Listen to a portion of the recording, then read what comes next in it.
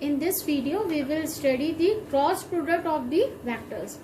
Suppose in the first question, with the help of an example, I will tell you how will you find the cross product of the vectors. Suppose in the first numerical it is given that find mod of a vector cross b vector, where a vector is given as I cap minus 7j cap plus 7k cap, and b vector is given as 3I cap minus 2j cap plus 2k cap. Now, first of all, you come to know how will we find the value of cross product between the two vectors, that is a vector cross b vector. This will be equal to determinant of, आप यहाँ I cap लिखो, j cap, here k cap. I के नीचे लिखो आप a का coefficient I का कितना है 1, j का -7, k का 7 और b का लिखे 3 -2 2. देखिए है ना. और जब हम इसका डिटर्मिनेंट फॉर्म करेंगे, डिटर्मिनेंट आपको पता है, आप ये वाली रो काटोगे, आई कैप लिख लिया मैंने, आई कैप मैं बाद में लिख लूँ क्योंकि वेक्टर का फॉर्म होता है. ये हमने काटा तो -7 into 2 is -14, -2 into 7 is -14, minus plus 14 I cap. ठीक है. फिर आता है आपका जे कैप. जे कैप में आप लिखोगे माइनस का आता है. ठीक है.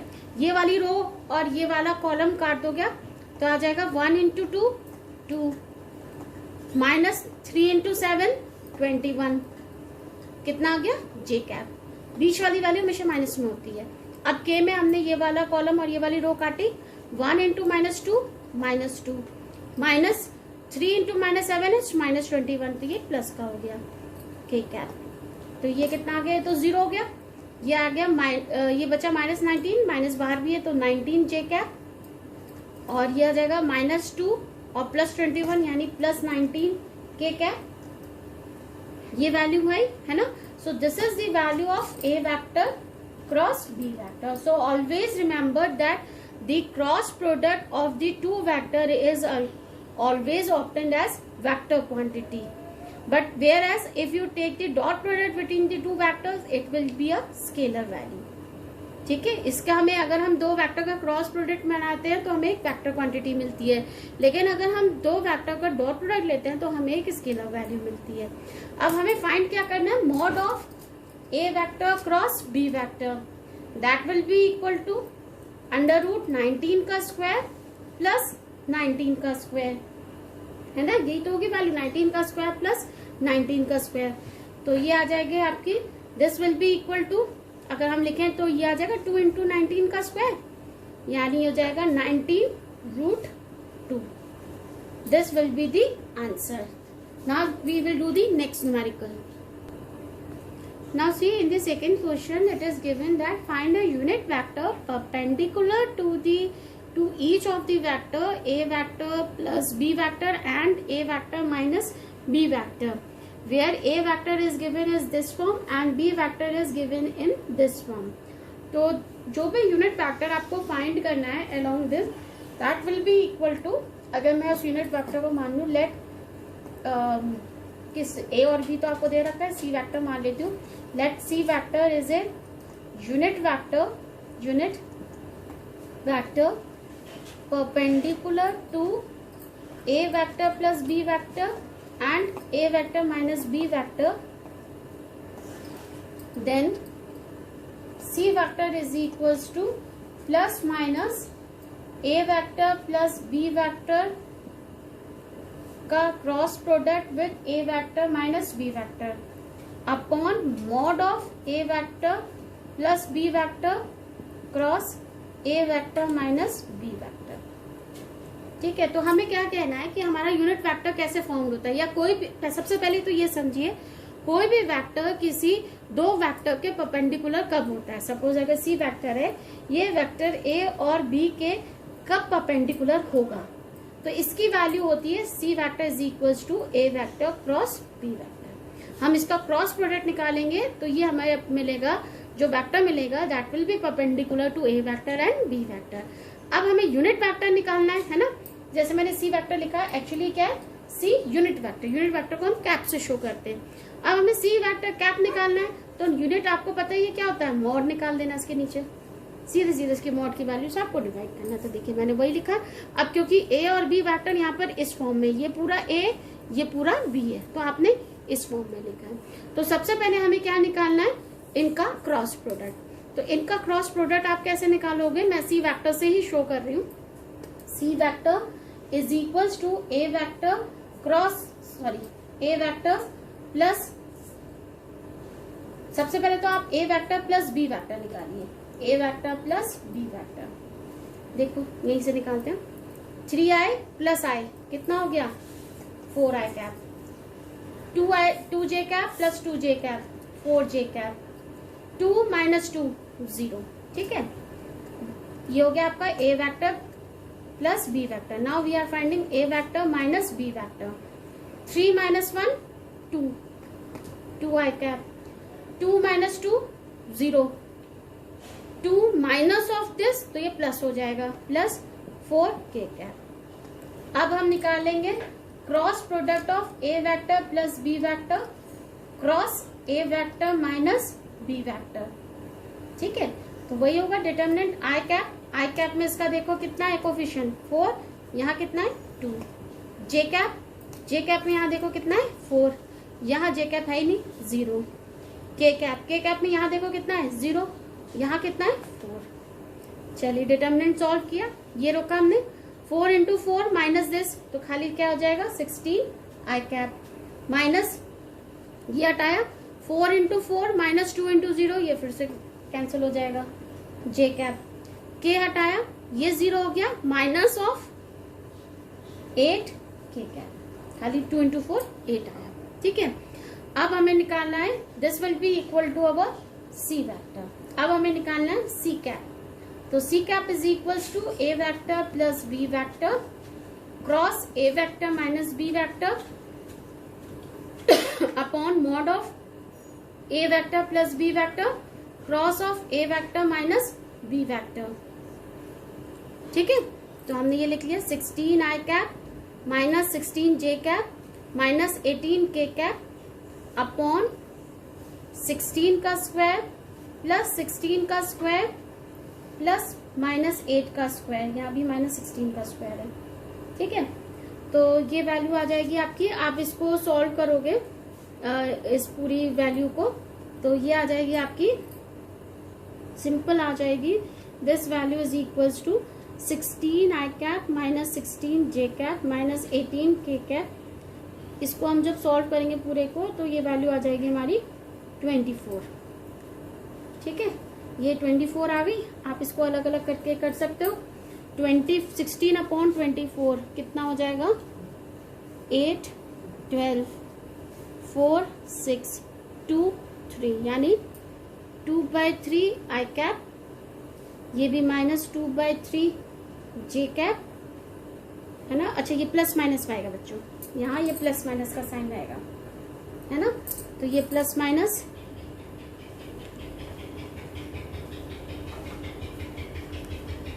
है ना, प्लस माइनस है ना ये वैल्यू। तो देखो ये तो प्लस का है, तो ये तो प्लस माइनस आया 2/3, यहाँ माइनस हो तो यहाँ माइनस प्लस लिख लीजिए 2/3 जे कैप। यहाँ भी माइनस का है तो यहाँ भी आप लिखिए माइनस प्लस, बस यहाँ साइन अलग कर दीजिएगा। 8/24 तो 1/3 हो जाएगा ना, तो के cap by 3। This is the answer of this question. Now in the next question it is given that if a unit vector a vector makes an angle pi/3 with I cap, pi/4 with J cap and an acute angle theta with K cap, then find theta and hence the component of a vector. ठीक है, acute angle क्या होता है? acute angle is that angle which is less than 90 degree. ठीक है, तो अब आपको देखिए ये मिला हुआ है, तो देखिए क्या कैसे कैसे, तो हम लोग यहाँ पर मान लेते हैं let unit vector is equals to A cap, या आप unit vector is equals to A vector मान लें। तो हमें ए कैप की वैल्यू निकालनी है ना, which makes an angle pi/3 with I cap and pi/4 with J cap. ठीक है, तो और जो एक्यूट एंगल थीटा बना रहा है वो के कैप के साथ। ठीक है, तो सबसे पहले तो हम देखते हैं cause of pi/3। cos of pi by 3 is a1 upon vector a। ठीक है, अच्छा इस वेक्टर a को मैं ऐसे मान लेती हूँ, देखो a1 i cap plus a2 j cap plus a3 k cap. तो कोसाइन जो डायरेक्शंस होते हैं उसके लिए मैं लिख रही हूँ। तो क्योंकि ये पाई बाय 3 में आ रहा है आई कैप के साथ, तो हम कैसे लगाएंगे, cos pi by 3 is equals to a1, क्योंकि आई कैप का ये कोफिशिएंट a1 है, अपॉन पूरे वेक्टर का मॉड है ना, तो mod of a vector. cos pi by 3 की वैल्यू होती है 1/2, 1/2 इज इक्वल्स टू a1, खाली मिला, क्यों, क्योंकि यूनिट वेक्टर है, इसीलिए मॉड ऑफ a वेक्टर की वैल्यू कितनी होगी 1। यूनिट वेक्टर जो होता है उसमें अगर आप उसका मैग्नीट्यूड लो तो उसकी वैल्यू हमेशा 1 आती है। सिमिलरली हमने किसकी निकाली, cos पाई बाय 4 की। cos पाई बाय 4 होगा आपका a2 upon mod of a। cos pi bye 4 की वैल्यू होती है 1/√2 which is equals to a2। यहाँ भी आप वही बताओगे क्योंकि mod of a is equals to 1 है। नेक्स्ट हम लेंगे cos theta. cos theta is a3 upon mod of a।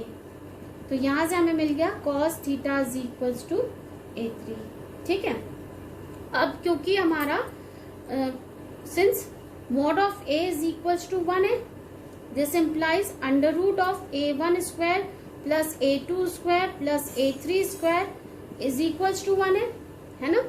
This implies a1 square plus a2 square plus a3 square is equals to 1 है। दोनों का हमने स्क्वायर कर दिया, दोनों साइड, 1 का स्क्वायर तो 1 ही होगा।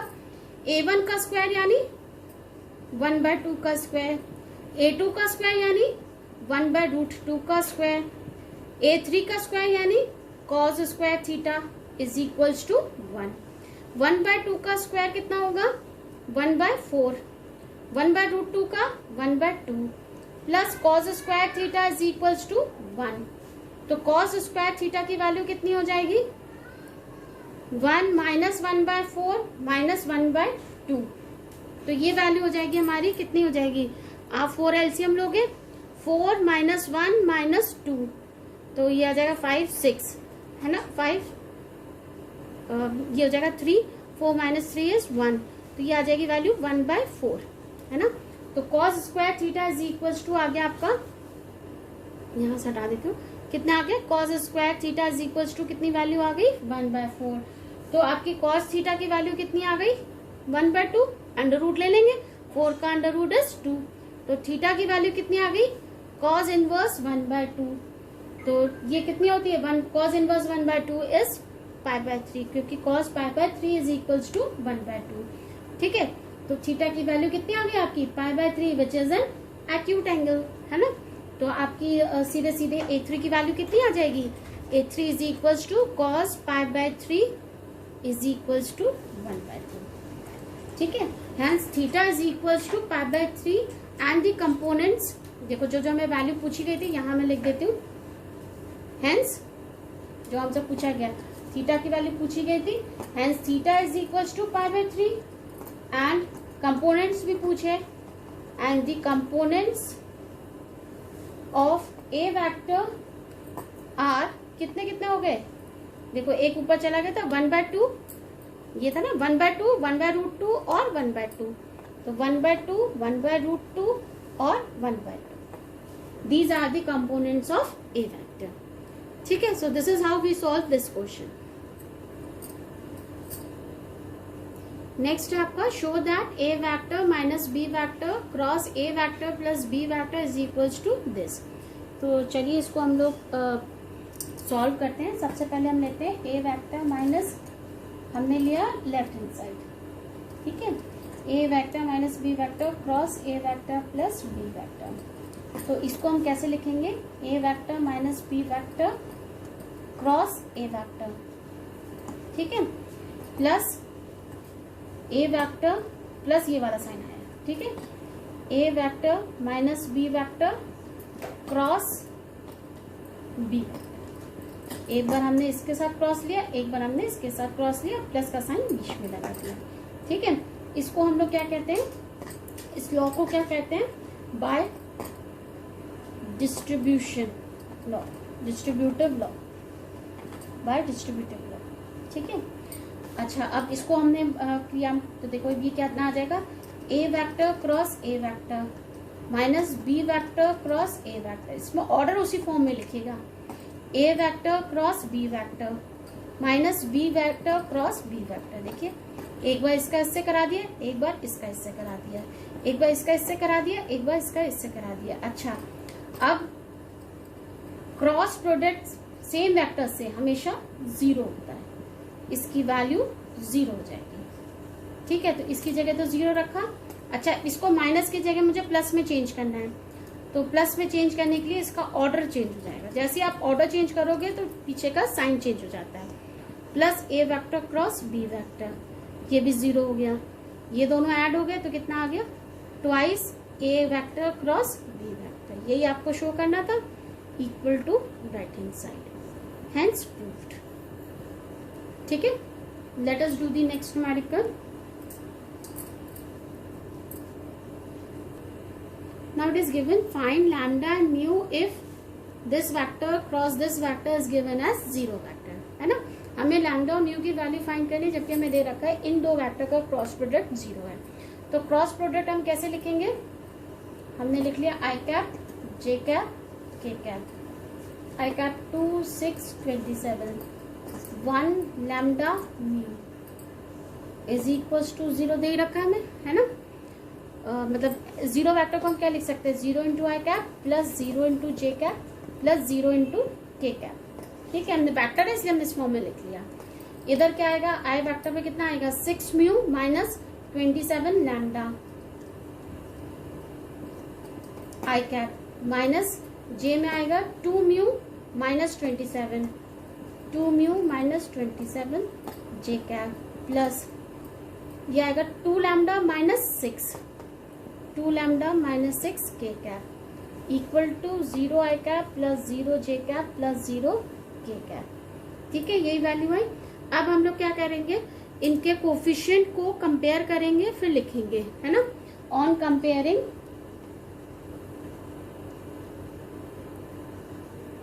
The coefficient of components on both side of the equation,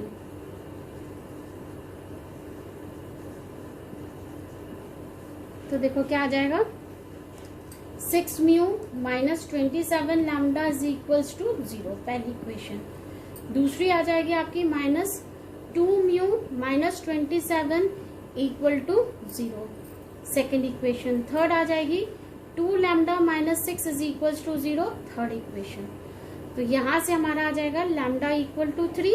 इस इक्वेशन को सॉल्व करोगे आपको आ जाएगी लैम्डा इक्वल टू 3 और यहां से आपका आ जाएगा mu is equals to 27/2। So these two are the answer of this question. This is how we solve this question. Now let us do the next numerical. Now see, in this question it is given that a dot product of two vector equal to 0 and cross product of these two vector equal to 0. What can you conclude about the vectors a vector and b vector, है ना। तो क्योंकि इनका dot product भी 0 है और cross product भी 0 है, तो हम लोग क्या क्या कह सकते हैं। देखो नंबर 1 हम ये कह सकते हैं कि या तो mod of A vector equal to 0 है या mod of B vector equal to 0 है, या ए वेक्टर जो है वो परपेंडिकुलर बी वेक्टर है। ठीक है, अगर ये A vector perpendicular to B vector तब होगा जब ए और बी आपके दोनों नॉन जीरो हैं। ठीक है, तो हमारा क्या हो जाता है, ए वेक्टर क्रॉस बी वेक्टर जो होता है वो उसकी वैल्यू 0 आती है। सेकेंड हम कह सकते हैं कि मॉड ऑफ ए वेक्टर 0 है और मॉड ऑफ बी वेक्टर 0 है और ए वेक्टर जो है वो पैरेलल टू बी वेक्टर है, तभी हम ये कहते हैं कि इन दोनों का जो डॉट प्रोडक्ट है वो 0 है। देखो डॉट प्रोडक्ट 0 होता है, डॉट प्रोडक्ट तब 0 होता है जब दोनों वेक्टर पैरेलल होते हैं, और क्रॉस प्रोडक्ट तब 0 होता है जब दोनों वेक्टर परपेंडिकुलर होते हैं।